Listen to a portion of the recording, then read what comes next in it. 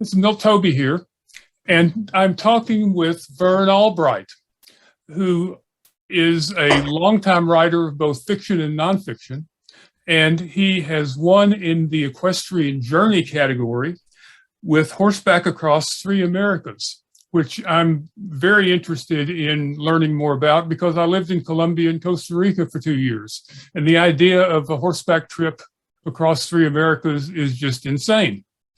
So, Vern, tell me a little bit about how you got into this idea.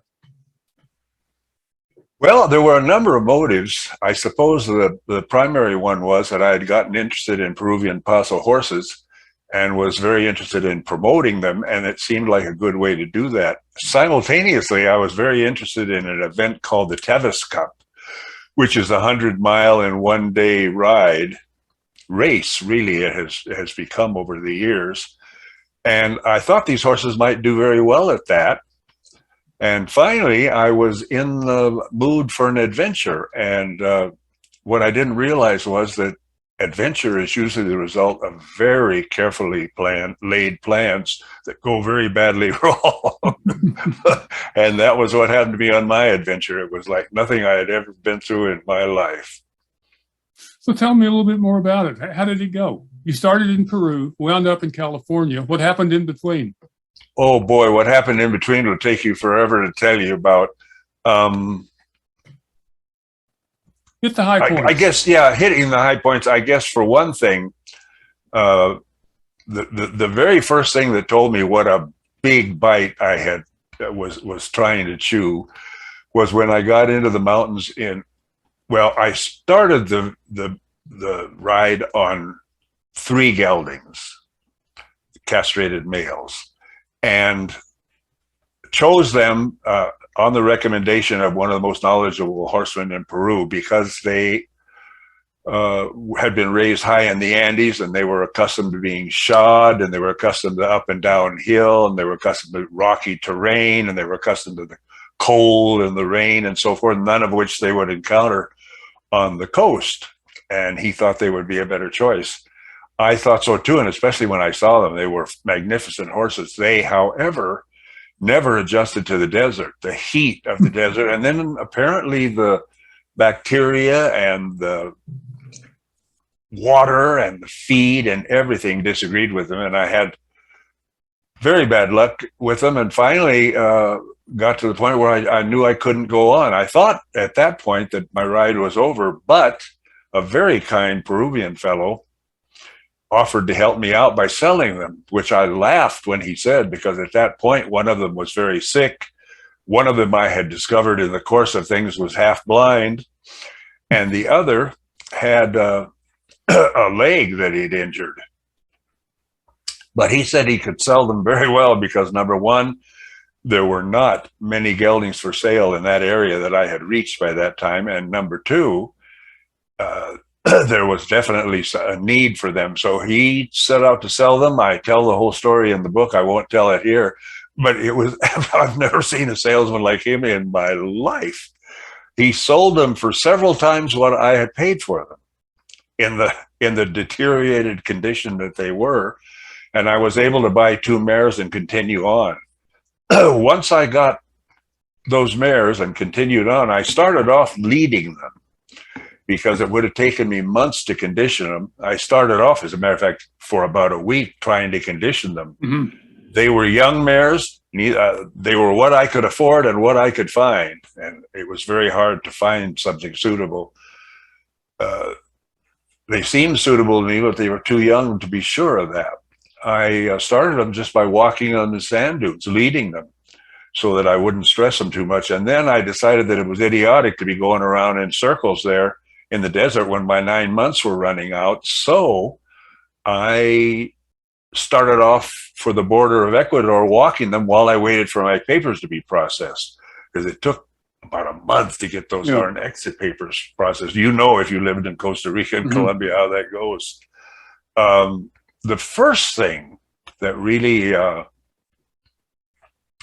told me how very difficult the journey was going to be was when I got up into the Andes and ran into the fact that up in that altitude and in that remote area at that time, I was in an area where there were several diseases very prevalent, and they were tuberculosis, which didn't scare me a terrific lot. You hear about that and it doesn't seem so terrible. But on top of that, there was typhoid, malaria, cholera, bubonic plague, and plenty of problems that horses could have. For example, a disease called pyroplasmosis and another one called anthrax, which everybody will know anthrax very well.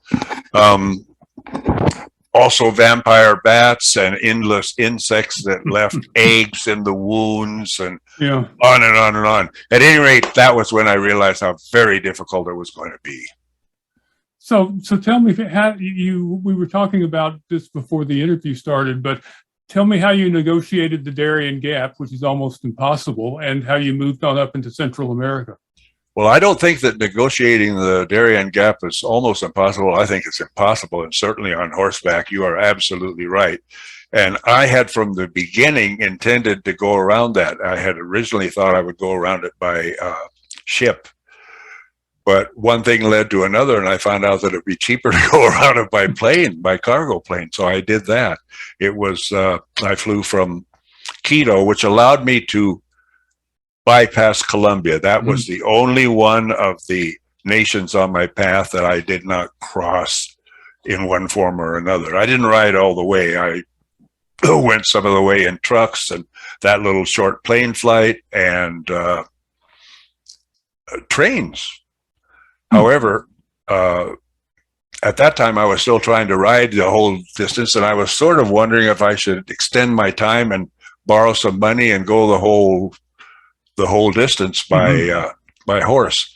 Anyhow, I flew over Colombia because Colombia at that time was a terribly dangerous place, full of bandits.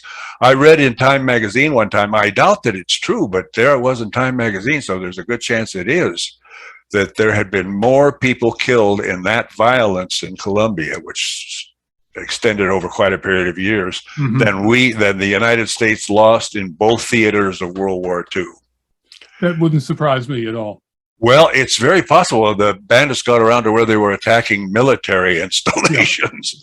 And of course, somebody going on a horse, those guys would hear months in advance that you were coming to their area. So I didn't want any part of that. Anyhow, I flew from there to Panama and then continued on by land. Okay. Panama has some very good Peruvian pesos. Yes. Panama does. Central America in general does. Not so much in those years. That was back in 1966 and 1967. Okay. Back then there were very few. But there was a terrific amount of interest in them. And now you're right. There are a lot of them, and they're good ones. Yeah, very much so. So tell me about Central America. You're going through some countries that were probably as dangerous as Colombia. As far as countries that were probably as dangerous as Colombia, I would say El Salvador was the other one that would rise to that level. Well, by golly, what am I saying? Nicaragua rose to that level. Revolutions are almost a national pastime in Nicaragua. There's always one going on. A tremendous hero of mine, and one of the inspirations for the ride, of course, was a Swiss gentleman named Jaime Schiffley, who rode all the way from Argentina to Washington, D.C., an estimated 8,000 to 10,000 miles. He rode all that way years and years ago, back in the 20s. Wow. When there weren't roads and bridges and so forth. He rode all that way. He was a terrific hero of mine and a very courageous man to have done a thing like that. And he did not go in Nicaragua. He put his horses on a ship and shipped around that. There was a revolution in Nicaragua a little over a week before I got there. And I just went in because it was going to be unbelievably expensive to do anything else. And I felt all right about it by then. I had seen the Latin American hospitality for one thing. And I had been in no end of pickles, and always, even when it seemed like this was it, this was the end of the ride, of which there were a half a dozen cases at least, someone stepped in and helped me out, like that generous gentleman who sold the horses in Peru, sold my mares in Peru. And so I felt good enough about doing that, and I got through just fine. Other countries that were very interesting to go through, El Salvador was one. And I had not been prepared for El Salvador at all. I hadn't read anything that indicated how bad the situation was there. But when I was going through, and I went through in a truck, I couldn't believe almost every peasant I saw was armed. Yeah. Handgun or a rifle. Almost everybody. And as a matter of fact, almost everybody I saw. And when we went into a bar to get lunch, sign on the wall said, check your firearms with the bartender. They'll be returned to you when you leave. It was like the Wild West. Yeah. Didn't have any untoward events there. I did run into bandits in a couple of places, and those were terrific adventures, but there, not any terrible problems. I was in a real hurry at that time because I had met a young lady in Costa Rica whose company I enjoyed very, very much. And she was there with the Rotary Club in Costa Rica for a year, attending school. She was going to a Rotary convention in Guatemala, due to arrive there at a certain time, and I was trying to arrive there soon enough to see her again. Did you make it? You bet. I sure did. And it was well worth the difficulty. Good for you. So you're getting now up into Mexico. Was Mexico a problem? Mexico was my biggest problem of all in a number of ways. The bandits there, for one thing, were certainly by far the most dangerous. I didn't experience any of that. I went through, how to make this a short story. And Mexico wanted a deposit to guarantee that I wouldn't sell the horses while I was there. And almost every country I went through wanted a deposit. Well, not almost everyone, but a great number of them did. And I always managed to get around it because I didn't have enough money for that. I had $2,000 for the whole trip, and already I had bought horses and spent an airfare, bought what I bought. It's inconceivable you could do it on that amount of money, but in those days you could if you were careful. At any rate, I didn't have the money for that. And well, you're not coming into Mexico, then that's the end of that. Well, that would have been a real problem. Because getting around that, it would have been an immense expense. So I just sort of persisted when I got in situations like that. I just sort of persisted. The Latins are so, again, from having lived there, they are so polite. And if you don't confront them, if you instead make them feel some sympathy for your problem, they will often try to solve it. And finally, the gentleman who was the head of the border station where I was trying to cross pulled out a book and found out that if I went in a train with the horses and did not take them off at any point on the ride, I could do that. Well, I didn't have enough money for that, but I decided to fudge and see if he was just anxious enough to get rid of me, not to worry too much about that. So I went down to the train station and booked passage, which was unbelievably cheap, on a train as far as Mexico City, figuring that they would say, no, you got to have one as far as the border. But they didn't. They sold me one to Mexico City and said nothing about it. When the fellow at the border finally let me in, signed off all my papers, he said, just remember, if you take them off the train, we will take them from you, and there is no process by which you can ask for their return. They're gone. Well, that was an adventure I was going to have to go, and a problem I was going to have to overcome. So I went as far as Mexico City on the train, and then very badly worried that they would that the gentleman who was overseeing the unloading of the train would have been advised, this guy can't come off, he's got to go the rest of the way. I talked to a fellow who came to the car there, and he was so friendly that I didn't get 2 or 3 words said before he said, well, I'll find you a place where you can keep him here for the night, find a boxcar where you can keep him here for the night. In the morning you can go on. And that was all. He didn't check anything. He didn't know I was under any restrictions or whatever. But in the morning when I woke up and looked, I woke up in that box. He had taken me where I could put the horses in a boxcar and where I could sleep in a warehouse, an abandoned part of the railways, an enormous railway station there, incidentally, railway yard. And in the morning when I got up, they were working. There were some workmen outside building something or another. And I wasn't sure if they were going to be my problem. Yeah. So I went out, saddled the horses. They didn't care at all. I could have yelled, I hope nobody catches me unloading these horses, which I've been forbidden to do by the government. They wouldn't have cared. No. So I went on down the tracks, not knowing what I was going to do, and passed a sign that said stockyards.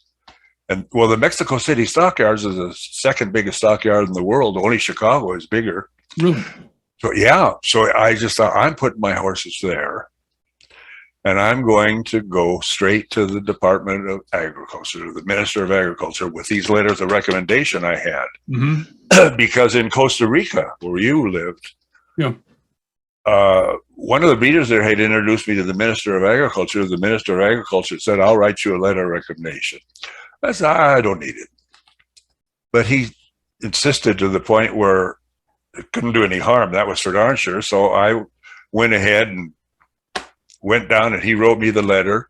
And then when I presented that letter to other people along the way at ministries, because they made what had taken me months to get papers, sometimes I would get the same day with that letter.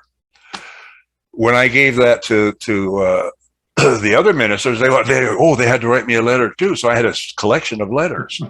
Thought, well, I don't know. I'm a fugitive from the law right now, and I could easily get arrested when I walk in there.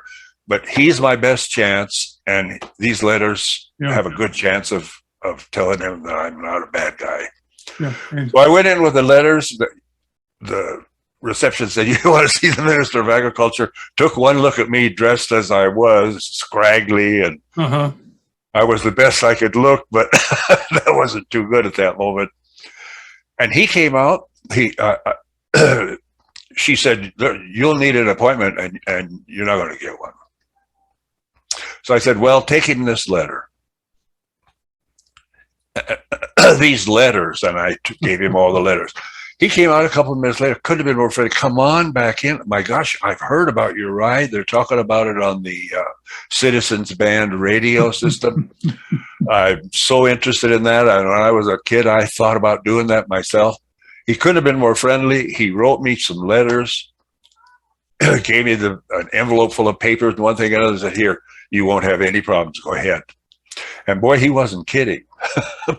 He wasn't kidding, because not too much. By then I was out of money. Well, I was nearly out of money, and I ran out of money about halfway up Mexico. My idea had been that all the way until then, I had been constantly offered by truckers who would pull over and say, I'll give you a ride. Where are you going? Quito, I'll take you there. And they meant free. Yeah. Because they were deadheading empty anyhow. Well, I figured when I got to the Mexico City stockyard and they'd be deadheading home, they'd be delighted to do the same. But they were a lot more accustomed to gringos being around. I wasn't so special there as I was in the other countries. And I couldn't get a ride for about 5 days. In fact, I had the guy that ran the stockyard tried like crazy to get me a ride. Nobody offered to do it for free, and nobody offered to do it cheap enough, because I had to do it for like $20 from here to there, or $10 from here to there. It was ridiculous. But finally somebody did, and I got going, and I made it as far as where I ran out of money. And there I had the good luck to run into a gentleman that was about 800 kilometers short of Mexicali at the border. I had the good luck to run into a gentleman who was shipping a herd of cattle on the train. And he said, I'll tell you what, if you want to go along and help my man attend to them, you can go with your horses free right on the train that I've got. So I like the sound of that plenty. And I accepted. Well, at that moment, an official came out of a little office there on the train station to tell me that I had some questions to answer. He brought me into his office, very stern fellow, and he said, "Do you have a permit yet to go out, take these horses by train?" And I said, "No, not a specific permit to take them by train. No, I don't." He said, "Well, I'm sorry, but you can't get one over the weekend. You're not going to be able to go with this train because that's how it is." Well, I thought he was fishing for a bribe, and I was very well. I couldn't offer him one then, but even when I had a little money, the offering of bribes was not something that I liked at all. So I told him, "Look, I've got these letters of recommendation from your Minister of Agriculture," and I took out the smallest. I didn't even know exactly what impact the different things might have. I took out the smallest and gave it to him, and his eyes got big, and he said, "With this letter, nobody can stop you." Which brought a smile at least as big as the one I have right now. I'll bet. And on my way I went. Well, that was a really exciting trip, I'll tell you, because we shared a boxcar with about 30 some steers, and they weren't what you would call a steer in this country. They were what an old Texas Longhorn looked like. Big, sharp horns. And with 35 of them in this car, I had to somehow find a place for my horses, which I built by putting boards across one end and putting them inside of that restricted space. And then I made myself a ledge at the back of that boxcar with a board where I planned on sleeping. But sitting on that ledge and looking down at those steers, I didn't figure I'd do much sleeping because those things were, those what were the 30 some steers? So that's 120 some sharp hooves. Yeah. That's however many sharp horns. And if you wound up down among those, it would be bad news. Yep. So we started the trip, and I learned that attending the cattle, essentially, there was more to it than just this, but the biggest thing was keeping them on their feet. Because if one got down in those very crowded boxcars and tried to get up with those horns that he had, there was going to be trouble. So our job was to go along with poles and check all the cars, and if any steer had gotten down, to go in the car, move the steer so he could get up and get him up. That night when I had to sleep up on that board, I put a belt around me and the board and hooked it up. I put a rope around me and the board and hooked it up. Absolutely exhausted. I slept very fitfully, but I managed to sleep a little bit, made it just fine till the morning, and then I was at the border. Yeah. Well, then I was within 8 kilometers of the border where the train station stopped, and I walked the rest of the way. Good deal. That may have been the most dangerous part of your trip. It was certainly one of them. Yes, it was certainly one of them. I think the most dangerous were probably the last of the 2 run-ins I had with bandits. The first one was very tense, but I don't think too dangerous. That was in the middle of the desert in Peru. It was a really remote place, and all of a sudden I got into an area was in a real desert. I mean, in places nothing grew, whatever. But I got it, and you could see nothing but these sand dunes that looked like ocean waves coming toward the road.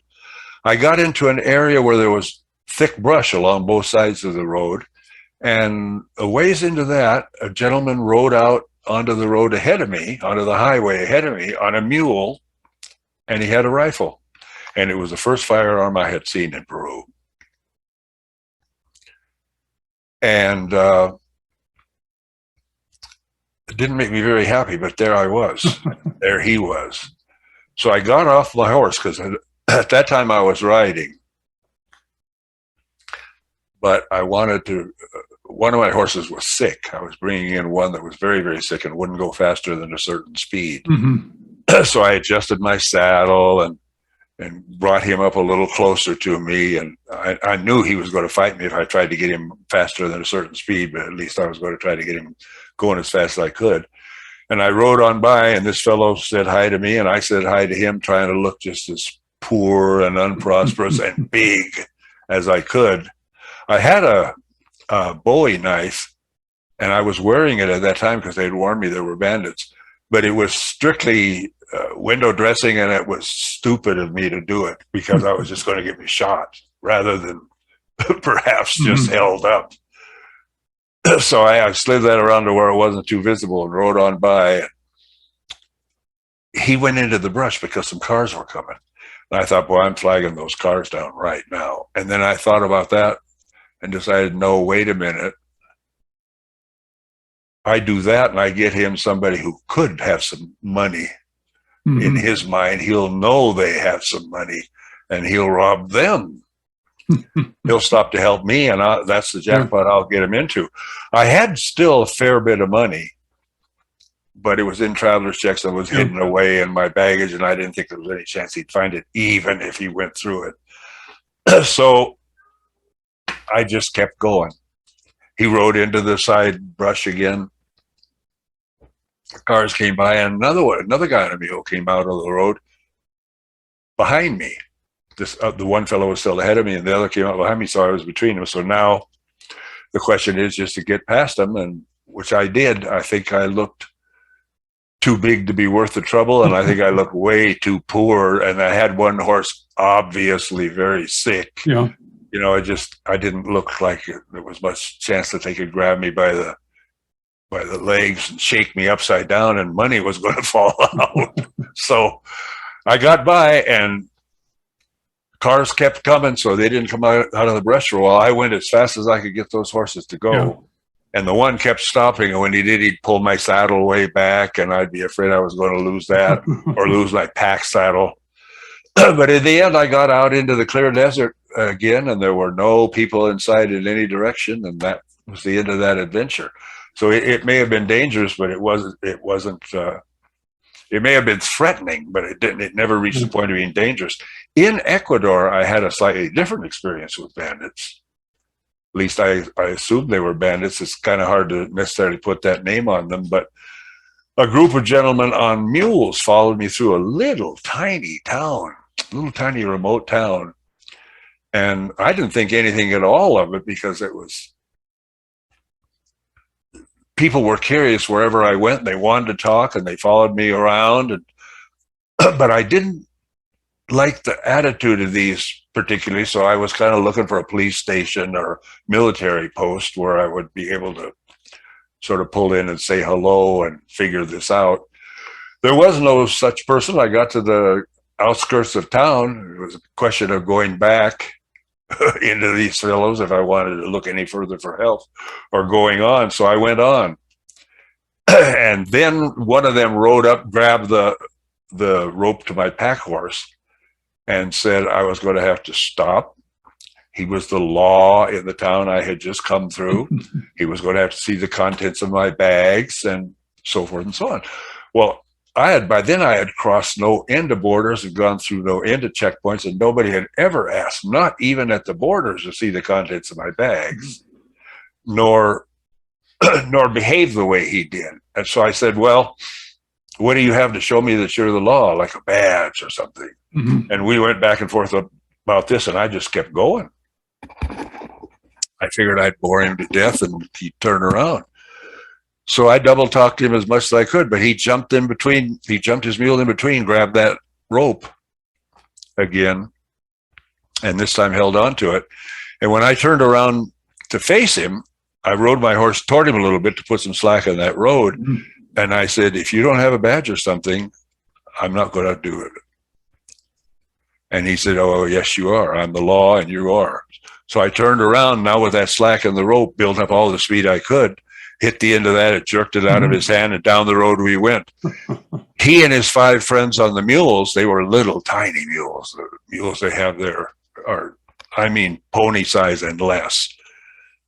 Very strong. They carry a person just fine, but they're not very fast. So by then I was a halfway decent distance ahead of them, and I stayed that far. We went past the road crew. They all yelled, the gentleman chasing me yelled out, "Stop him, he's an American." And as we went by, I made eye contact with them. It was, good morning, hello, how are you? It worked. They were all disarmed. Went past another group a little later. Stop him, he's an American again. And this time, the driver of a road grader didn't like Americans. That was pretty obvious because he came after us with the darn thing. And he finally caught up to us, which was not that hard. I didn't dare go any faster than a certain speed or I'd lose my pack saddle. They would turn underneath the horse and then. So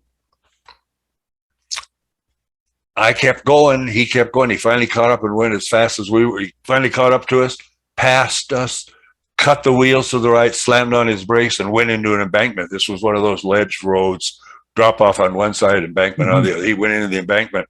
I aimed for the opening and just made it through with both horses in time. And that slowed them down enough that I never saw them again. A little while later, a couple of students came running after me. They had seen the whole thing. And they told me they tried to commandeer a dump truck from one of the guys to come and chase you further, but the guy wouldn't give up his truck. and they're not coming. You don't have to worry. Well, the next day, I was an unbelievable hero. The word of that had traveled. I have no idea how, but it had traveled all the way, miles and miles ahead of me. Truckers would go by and stop and tell me, I'm glad you put those no good devils in their place. You're a hero. And I thought, I didn't put anybody in their place. I ran as fast as I could go. I'm no hero, but to them I was. And everybody I passed on foot, it was the next few people I stayed with at night even had heard about that and made a concerted effort to invite me to stay with them. So that time, there was some danger. If they caught up with me, then I don't know just what was going to happen, but it would be nice. But this is a great story. It really is. And I want people to read your book. So where can they get it? Best place I think is Amazon, Amazon.com in the United States, .ca in Canada, and then .whatever in areas that serve the rest of the world. The title is Horseback Across Three Americas. That's Horseback Across Three Americas by Vern Albright. And the Vern is V like Victor, E-R, N like Nancy, E. It's a little bit of an unusual spelling of Vern. Then Albright, exactly like it sounds, A-L-B-R-I-G-H-T. If you go to Amazon, you'll find it there. It's $20.95. It is one of several bestsellers that I've ever had. It's a best-selling book, best-selling new release my publisher ever had. It's one of several bestsellers that I've had, and by far it has had the most praise of any book I've ever read. So I think if you try it, you'll enjoy it. I think you'll enjoy the trip through Latin America and all the adventures I've told you about and all the ones I haven't. That's super. I'm going to order my copy after we end this interview. Well, I hope you enjoy it as much as I think you will. Yeah, I'm counting on it, and I appreciate your time, Vern. Well, I appreciate yours. I appreciate the opportunity to talk to people on the Equus channel. Thank you. Okay, take care, and I hope you have a good Thanksgiving. Well, I hope you have the same. Thank you. I had a very interesting Thanksgiving in the Andes on this ride you'll read about. Okay, take care. Thank you, sir. Bye. Bye-bye.